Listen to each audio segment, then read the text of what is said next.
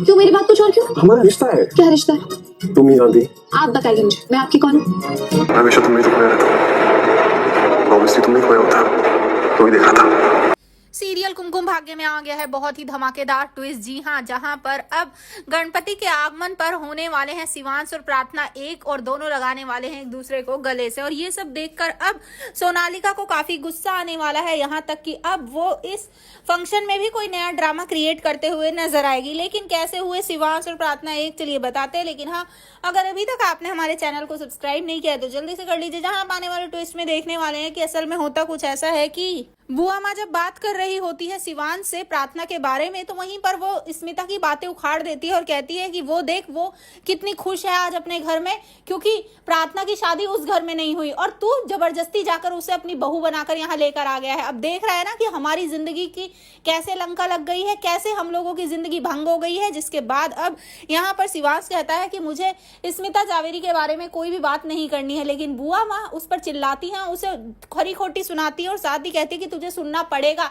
क्योंकि तेरी माँ है ही इतनी बुरी कि उसे कोई फर्क ही नहीं पड़ता है। देख कितनी खुश है आज वो अपने घर में अपने बेटे के साथ। मुझे तो कभी उसकी आंख में कोई आंसू नहीं नजर आया, क्योंकि प्रार्थना तो हमारे घर में है तो आंसू तो हमारे आंखों में आएंगे ना। जिसके बाद यहाँ पर वो काफी कुछ सुना देती है, जिसके बाद यहाँ अब शिवांश को काफी बुरा लगता है और वो रोते रोते अपने रूम में चला जाता है और अंदर से लॉक कर लेता है। तभी यहाँ प्रार्थना ये सब सुन रही होती है और वो बुआ माँ को आकर कहती है कि आप कितनी सेल्फिश है ना, मतलब आपको ये नहीं दिख रहा है कि उन्हें कितना दर्द हो रहा है। उन्होंने आपसे बोला भी कि उन्हें स्मिता जावेरी के बारे में बात नहीं करनी, लेकिन आपको तो गड़े मुर्दे उखाड़ने हैं।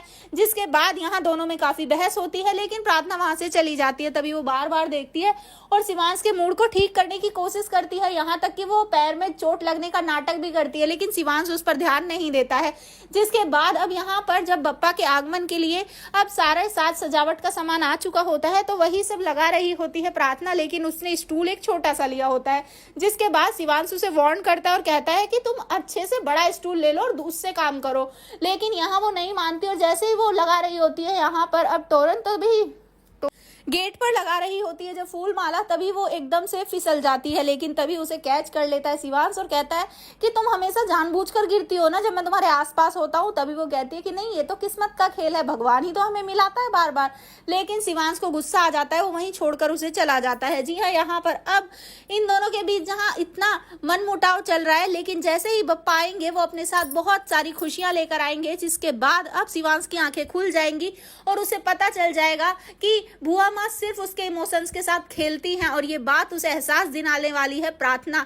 जी हाँ, वो सबूत देने वाली है उसे, और वो डाइवोर्स वाली बात भी बताने वाली है कि डाइवोर्स देने के लिए भी बुआ माँ ने ही उसे उकसाया था। तो भैया आप हैं कितना एक्साइटेड है ट्विस्ट के लिए हमें जरूर बताएं। ऐसी खबरों से जुड़े रहने के लिए आप हमारे चैनल को जरूर सब्सक्राइब कर लें।